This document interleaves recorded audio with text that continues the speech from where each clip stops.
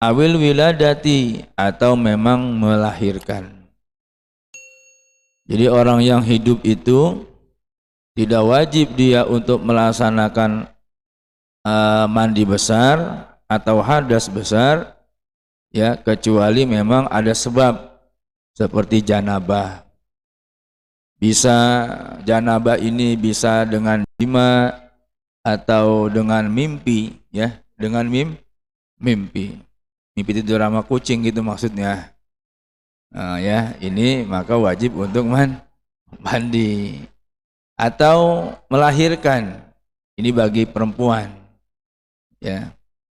Walau min ghairi balalin, walaupun tanpa mengeluarkan cairan, walaupun tidak keluarnya maaf sperma, maka tetap wajib mandi, ya. Ini diituin kan ya, nggak apa-apa ya. Ya kayak misalnya kita sama bini kita tidur hubungan badan tapi nggak keluar, tapi udah masuk ke dompet tuh, ya, maka itu walaupun nggak keluar sperma tetap wajib mandi. Awin kita ilhaidi atau bagi orang yang daripada haidnya atau nifas, maka wajib untuk mandi, ya. Haid, nifas, perempuan tuh kalau haid, datang haid atau nifas maka wajib mandi. Wa tahsulul janabatu imma bidukhulil hasyafa aw miqdariha fi gubulin aw duburin walau li bahimatin. Wa tahsulul janabah, dan hasil atau jadi hadas atau mandi junub itu imma ada kalanya bidukhulil hasyafah, karena masuknya hasyafah. Hasyafah itu helm, itu namanya hasyafah. Helm tuh hasyafah, ya. Ya kan di bawahnya itu beda lagi. Tuh palanya doang namanya hasyafah tuh, ya. Au miqdariha atau sekira-kiranya hasyafah, ya, cuma assalamualaikum doang. Nah, ya, fi kubulin, baik itu masuknya di lubang depan ataupun di lubang belakang, walaupun sama manusia dan walaupun libahimatin, walaupun sama binatang, ya, nauzubillah min zalik, ya, maka itu wajib untuk mandi junub. Walaupun palanya doang, walaupun cuma separoh, ya, maka wajib untuk mandi, baik itu masuknya ke lubang depan ataupun lubang belakang. Walaupun binatang, ya, nauzubillah min zalik. Wa illam yahsul inzalun, walaupun tidak mengeluarkan cairan sperma, tetap wajib mandi. Paham Pak, ya? Iya, udah ngerti lah begini-begini, nggak usah dibahas panjang-panjang lah. Tapi buru-buru pulang lagi. Iya. Wa imma binuzulil mani, dan ada kalanya mandi itu dengan sebab apa namanya itu keluarnya air mani. Walau bi ghairi ilajin, walaupun tanpa dimasukkan. Kal hasili fin naum, kayak yang terjadi ketika dalam tidur, kita mimpi tidur sama kucing, kemudian keluar sperma, maka wajib mandi. Walahum fardani, dan mandi itu terdapat dua fardu, dua kewajiban, yang dimana la yasihu illa bihima, yang tidak akan sah ia mandi illa bihima, kecuali dengan sebab keduanya. Al-awwalu aniyah makrunatan bi awal juz'in yaghsiluhu min jasadihi. Yang pertama adalah niat. Udah tahu niatnya, ya. Nawaitul ghusla li raf'il hadasil akbari an jamil badani fadlillahi ta'ala. Kalau perempuan anil haidi, kalau nifas anin nifasi. Tuh niatnya begitu ya. Yang dimana niat ini makrunatan bi awal juz'in yagsiluhu.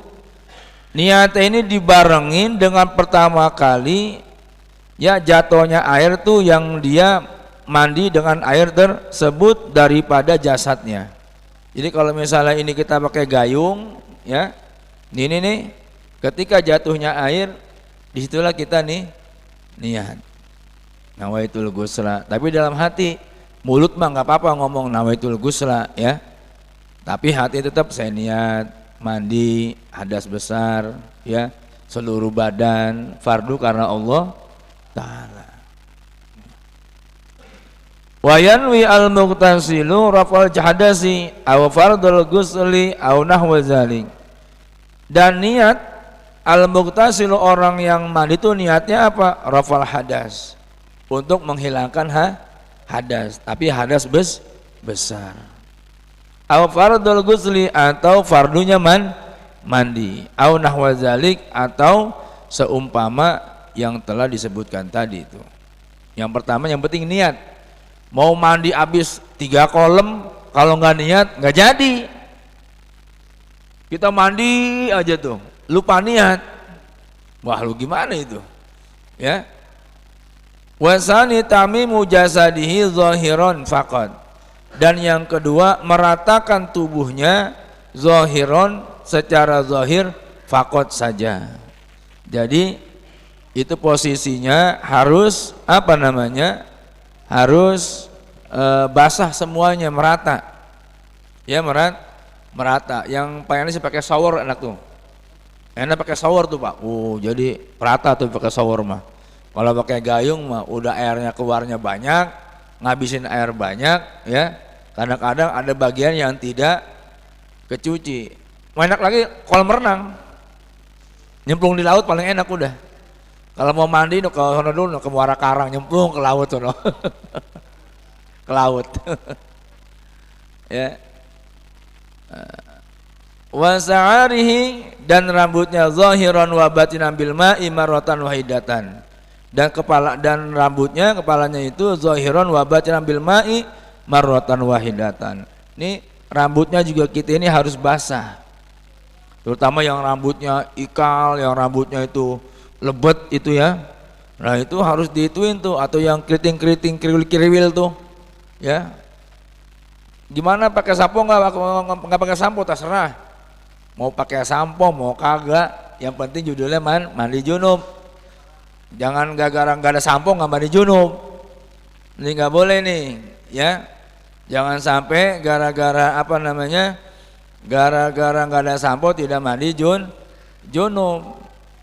Yang dimana ada dalam satu hadisnya riwayat daripada Imam Abu Dawud wa Nasa'i, la tadkhulul malaikatu, malaikat itu tidak akan masuk baitan fihi ya, baitan di satu rumah yang dimana fihi di dalam rumah tersebut suratun, terdapat gambar-gambar, lukisan-lukisan. Ini bukan foto-foto habaib ya, atau foto-foto ulama ya, bukan.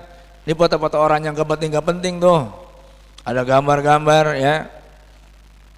Kemudian wala kalbun, dan juga tidak ada mamap anjingnya. Ya. Itu yang namanya malaikat tidak akan masuk di satu rumah yang dimana rumah itu penuh dengan gambar-gambar yang enggak ada artinya. Ya, lukisan-lukisan. Lalu kemudian di mana rumah di itu ada mamap seekor anjing ya, wala junubun, dan juga terdapat orang yang lagi junub.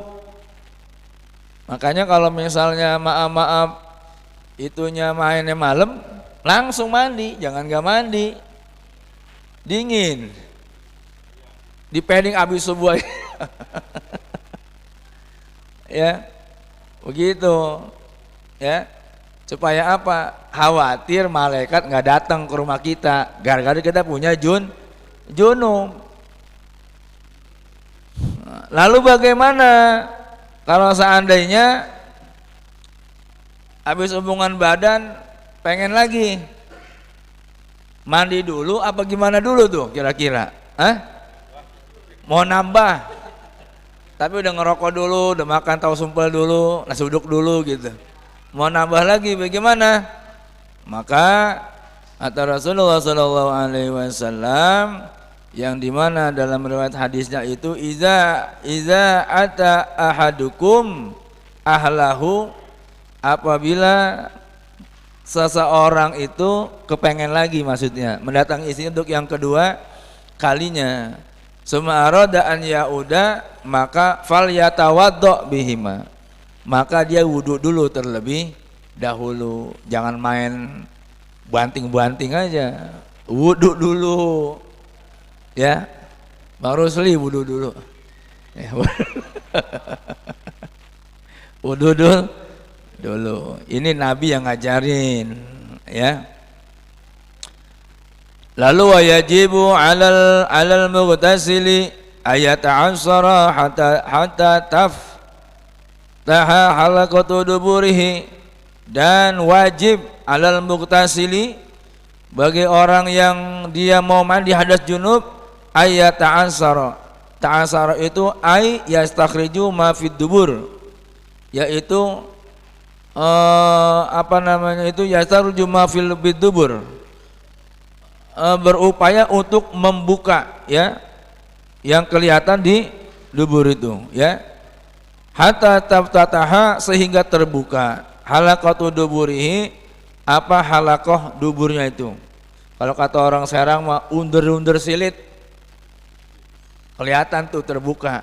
Makanya kalau bisa tuh ya jongkok. Boleh kalau perempuan nih jongkok, apa yang kelihatan ketika jongkok itu harus terkena air ya. Kita juga kalau misalnya mandi itu dibersihin ya, jangan bari duduk begini. Kalau duduk begini pakai bangku kecil mandinya, misalnya duduk begini nih, nanti maaf itu tidak kena air ya. Kalau nggak kena air berarti tidak sempurna mandinya, ada yang belum terbasuh, terkena air ya. Wa yaghsilaha anil hadasi wa alal unsa, dan bagi perempuan nih antaghsila ma yazharu minha inda qu'udiha ala qadamaiha aidan fa inna zalika kullahu min zahiril jasadi ya. Nih, dan bagi wanita ya, kalau kita punya istri, punya anak, bilang ini sama bini kita, kalau mandi junub itu antaghsila ma yazharu minha, apa-apa yang terlihat ketika duduk ya, duduk ala qadamaiha, atas kedua kakinya, fa inna zalika kullahu min zahiril jasad, maka yang kelihatan itu berarti masuknya daripada jasadnya kelihatan tuh. Maka suruh jongkok, suruh duduk, jongkok, lihat yang apabila kelihatan itu berarti masuk ke zahir. Kudu dibahas, kudu kena basuhan ya. Falau taraka fil ghusli walau nisyanan lam nasihal ghuslu, maka apabila lupa seseorang itu ya fil ghusli, dalam pembasuhan, walaupun lupa, maka tidak sah apa mandi.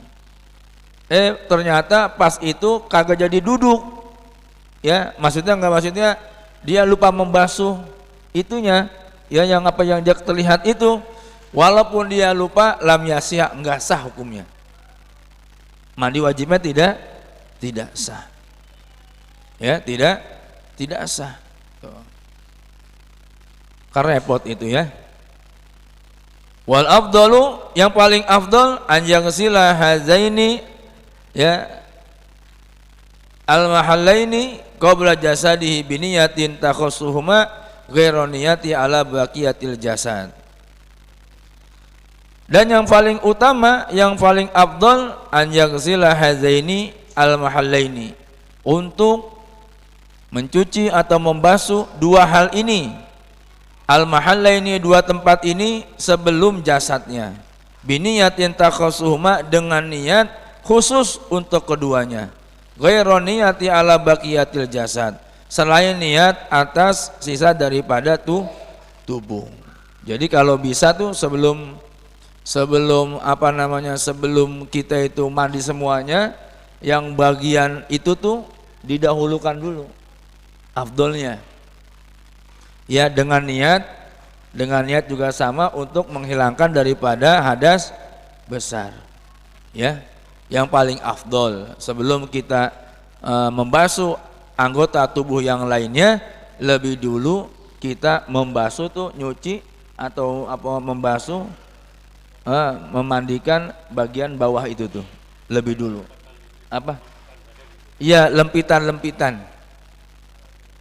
Ya, jongkok nih kita duduk loh, ya. Mama ini kita, depan kita, ya, belakang kita ituin dulu. Yang penting jangan sogok-sogok. Ya, jangan. Asal napak pakai gini aja nih, pakai ginian nih, gitu. Ya. Wa sunanul ghusli katsiratun. Sekarang tentang sunah-sunah mandi. Dan adapun sunah-sunah mandi katsiratun itu banyak. Minha sebagian dari katsira al wudu kamilan qablahu, yaitu wudu yang sempurna sebelum mandi. Ya, jadi niatnya nawaitul wudu'a sunnatan lillahi ta'ala. Jadi kalau mau mandi junub, wudu dulu sunnahnya. Ya, tapi niatnya bukan nawaitul wudu'a lirafil hadas asgor, tidak. Jangan pakai lirafil hadasil asgor, karena kita punya punya hadas besar. Cukup nawaitul wudu'a sunnatan lillahi ta'ala. Sebelum mandi wudu dulu sunnahnya. Ya, tuh seperti itu. Wadalku a'dha'ihi, dan gosok-gosok anggota tubuh kita. Yang bagian tangan-tangan nih digosok-gosok dulu, supaya daki-daki yang menempel di tangan, di kaki itu, ya, jangan asal mandi aja, didalek. Sunahnya didalek tuh, di di gosok-gosok, ya, digitu-gituin tuh. Wal ibtida'u bisikil aiman min jasadihi, dan sunnah yang ketiga adalah memulai dengan bagian yang sebelah kanan, dada kanan, ya, seperti itu, kaki kanan, semua dari sebelah kanan terlebih dahulu sunnahnya. Lalu watamimu jasadi bil ma'i salasa marrat, dan meratakan anggota tubuhnya tuh, tubuh kita itu dengan air salasa marrat, tiga kali, ya, itu sunnah tuh. Kan kalau sunah-sunah di dalam mandi itu seperti itu. Kalau kita mau mau sholat Jumat, ya, nawaitul ghusla li huduril Jum'ah. Ya, saya niat mandi untuk menghadiri sholat Jumat. Itu sunnah tuh mandi tuh hari Jumat, ya. Mandinya sunnah, atau 2 hari raya, Idul Fitri, Idul Adha sunnah, atau mau masuk bulan Ramadan biasanya, ya, namanya mandi apa kalau Jawa tuh namanya tuh? Apa di Jawa namanya apa itu? Apa namanya orang Jawa? Kalau mau masuk Ramadan tuh pada mandi di kolam, apa itu? Padusan apa sih? Ya itu. Pada mandi, ya. Makanya alhamdulillah malam pertama mau terawih penuh masjid, sampai pusing pengurus masjid, kehabisan karpet habis katanya. Udah kedua hari mah kagak ada orang lagi. Tuh orang pada kemana ya? Saya sering bingung, kok malam pertama penuh, kok malam kedua pada nggak ada ngilang. Jangan malaikat kali Bang Nadi. Ya, itu sunnah tuh, mandi-mandi itu kumezun sunnah tuh, mau Jumatan mandi, ya. Mandinya ya kalau nggak sempet sebelum berangkat Jumat, ya malamnya nggak apa-apa, atau paginya kita mau kerja tuh, ya, nawaitul wudu'a, ya. Kalau umpamanya habis malam Jumatan, ya barengin aja udah niatnya. Mang Asep, bini di sini apa di kampung? Waduh, itu mah jarak jauh. Aduh, ditransfer aja itu.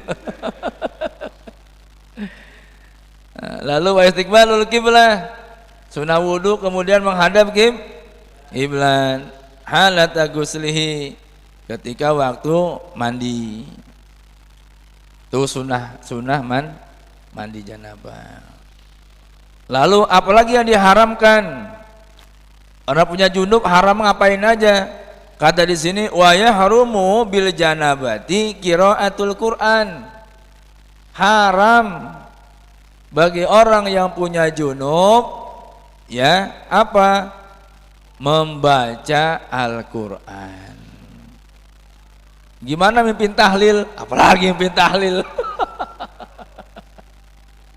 Haram. Orang punya junub haram baca Quran ya. Wal muksu ya, atau diam di mana nih? Di masjid nih, kita namanya muksu nih, diam namanya muksu ya.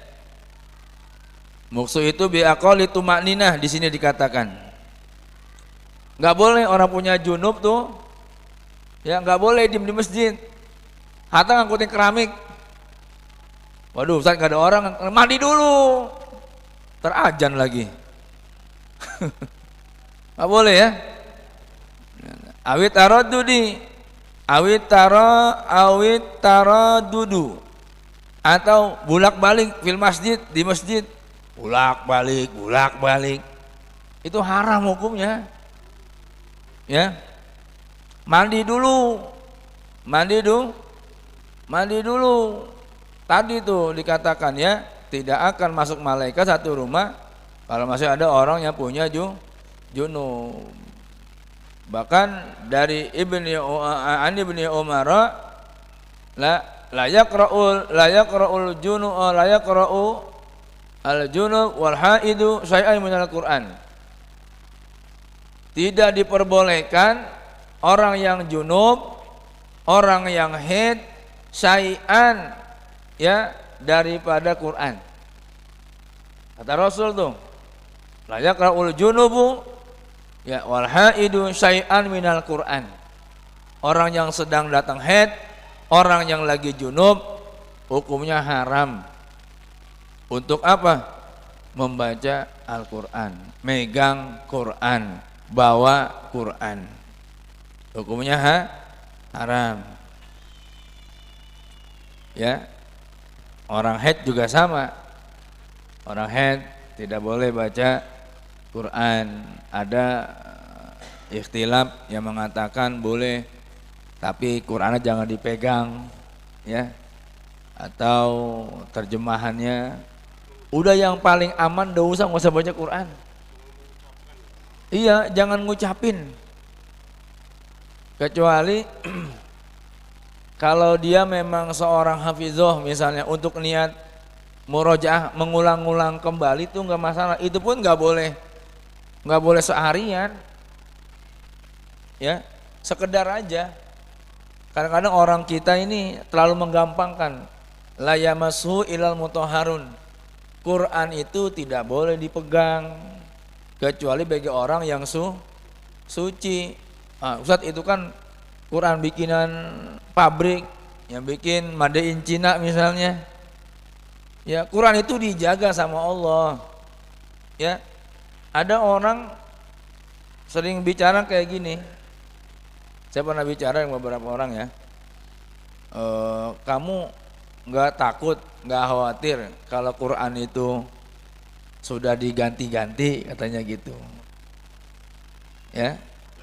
Quran itu dijaga sama Allah Subhanahu wa taala. Ya. Udah dijaga sama Allah, gak usah khawatir. Jadi jangan lagi punya alasan itu kan Quran bikinan orang Cina, nggak apa-apa, nggak dipegang. Nggak boleh. Itu bentuk penghormatan kita kepada kalamullah, kepada Al-Quran. Kalau kita belanja ke pasar, misalnya mau beli Al-Quran, kita nggak punya wudu, Niatin itu barang belanjaan. Kalau mie ya niatin berarti itu lagi bawa mie. Lagi bawa gas. Asal jangan taruh di bawah gas aja tuh Quran. Ya begitu. Ya intinya para jamaah sekalian, hormatilah Quran. Orang yang menghormati Quran, orang yang belajar Quran, orang yang membaca Al-Quran akan dimuliakan sama Allah Subhanahu wa taala. Malaikat Jibril itu ya ramai di beberapa ini ya menjadi mulia karena yang menerima membawa Al-Quran, menjadi raja para malaikat. Nabi kita Muhammad SAW orang yang mendapatkan Al-Quran ya menjadi nabi yang paling mulia, pimpinan para nabi di antara para nabi-nabi dan rasul. Dan kita ya sudah keharusan buat kita ini harus sering baca Al-Quran, istiqomah walaupun cuma 1 kaca atau setengah kaca setiap malam baca. Nggak sempet paginya, nggak sempet siangnya, nggak sempet sorenya, ya nggak sempet juga, sempetin lah. Masa nggak sempet baca Quran, sempetin. Jangan baca Quran nunggu Ramadan. Ramadan baru baca Quran. Selesai Ramadan nggak baca Quran. Hatamin Quran nunggu Ramadan. Ya nggak kudu nunggu Ramadan hatamin Quran mah. Ya, kita ada waktu hatamin Al-Quran, baca Al-Quran. Sebagai bentuk apa? Bentuk kita cinta kepada, beriman kepada kitab-kitab Allah. Gitu. Walaupun nggak paham artinya, walaupun nggak tahu artinya, kalau mau baca-baca aja boleh. Terjemahnya beli tuh, boleh bari baca-baca. Yang penting jangan ditafsirkan sendiri. Kalau baca-baca doang nggak apa-apa. Ini saya sering sholat, baca Alhamdulillah, baca Iyyaka na'budu wa iyyaka nasta'in. Artinya apa sih Iyyaka na'budu? Mau tahu nih? Boleh. Boleh nggak? Boleh. Oh, nyata artinya ini Iyyaka na'budu wa iyyaka nasta'in. Karena salah satu hal yang bisa membuat kita khusyuk dalam sholat, kita faham dan tahu arti apa yang kita baca, kita tahu. Kayak misalnya Alhamdulillah, segala puji bagi Allah. Atau orang sholat Allahu Akbar. Apa sih arti Allahu Akbar? Allah zat yang maha besar. Kalau kita pahami dari Allahu Akbar itu kita udah nggak ada, kita tuh udah lemah para jamaah sekalian. Kita ini nggak ada apa-apanya. Hanya itu Allahu Akbar itu artinya kan luas. Allah maha besar. Berarti kita ini apa? Kecil. Kita ini nggak ada apa-apanya. Apa yang kita punya semua dari Allah. Dari Allah. Kalau mau Allah ambil bisa nggak? Gampang banget kalau mau Allah ambil. Udah dibahas tuh di kitab Nasuhul Ibad, ya kan? Ada 4 kan yang Allah paksa, mau tidak mau harus diambil sama Allah. Ya kan? Yantahibul malakur ruha, malaikat mencabut nyawa kita. Udah dibahas kan, masih ingat nggak? Ya lupa lagi jangan-jangan tuh. Wa yantahibul warasatu malah, dan akan mengambil dengan paksa ahli waris kita kepada harta kita. Wa yantahibu dudu jismah, dan yang namanya cacing-cacing tanah akan merenggut, mengambil daripada jasad kita. Yang tahibu, yang terakhir adalah batul khusama wa amalah, dan akan mengambil tuh musuh-musuh kita, orang yang kita benci, orang yang kita sering gibahin, orang yang sering kita hasudin, mereka akan mengambil amal-amal ibadah kita dengan paksa. Tuh ya. Makanya apa yang kita punya semua milik Allah, kembalinya semua kepada Allah. Kalau kita tidak diiringi ya dengan sering-sering membaca Quran, ini hati jadi makin keras. Hati jadi makin keras. Kalau cuman berangkat pagi, pulang sore, kecapean tidur, pagi lagi, kerja lagi, begitu aja hidup kita. Emang hidup mau nyari mau makan doang apa?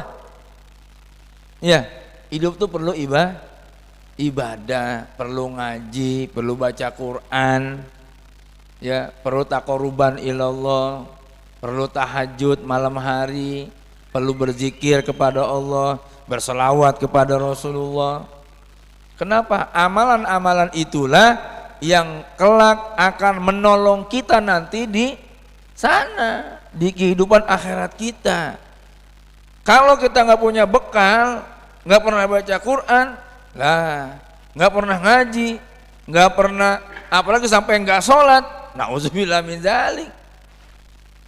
Ya, udah hidup udah nggak ada enak-enaknya itu begitu.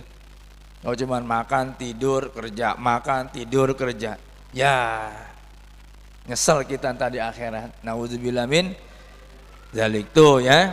Jadi itulah beberapa perkara-perkara ya yang diharamkan, yang diwajibkan, yang disunahkan di dalam urusan mandi ya. Jadi mulai saat ini kita udah paham, maka hendaknya berhati-hati di dalam kita mandi janabah. Airnya perhatikan ya, airnya perhatikan, jangan sampai airnya nanti muncrat ke ember yang ada di tempat kita itu.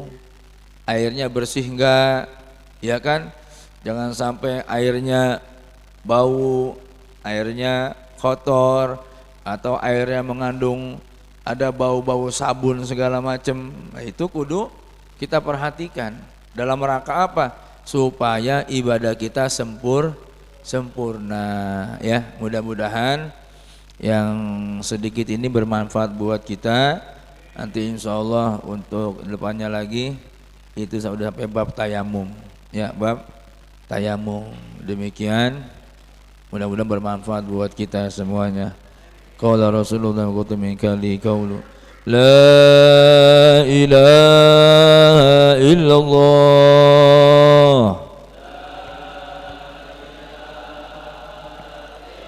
la ilaha illallah,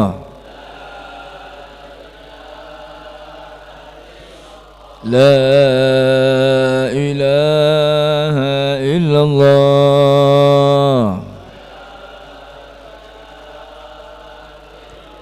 Muhammadur Rasulullah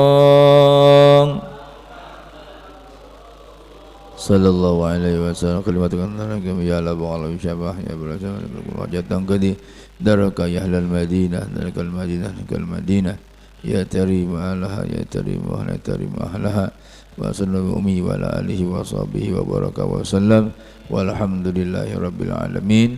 Assalamualaikum warahmatullahi wabarakatuh.